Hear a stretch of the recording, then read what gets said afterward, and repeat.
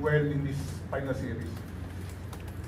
Well, yun nga, katulad ng mga sinabi ko before, man step up lang ang ginagawa ko eh.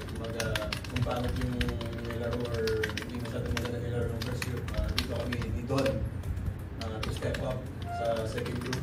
So yun lang yung ginagawa namin. Binibigyan din namin ng motivation kasi pag maganda laro namin, pagpasok nila magaganda laro nila. So yun. Pero gusto ko rin thank you kay Coach dahil sa tiwala niya binibigay sa akin. Hanggang ngayon, meron pa rin. Of course. Wala ka pa sa akin ni Coach. Pagka wala na yun, wala ka na rin din.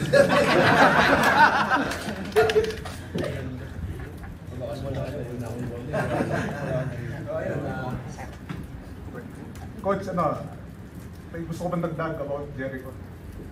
Jericho Cruz, well, I know him since college. Alam ko yung kanyang tapang, alam ko yung strength, alam ko yung weaknesses niya. And then makikita niyo the right time, the right place, nag-step up siya. And kilala rin niya ako kung paano ako mag-coach. And then, I'm so happy I have a good relationship with the players, especially from college.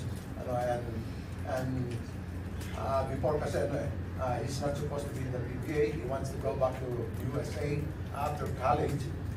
He wants his father to be enlisted in the US Navy, but I told him you have a potential to be a good PBA player, and that's what happened. And from there, everything's history na niya.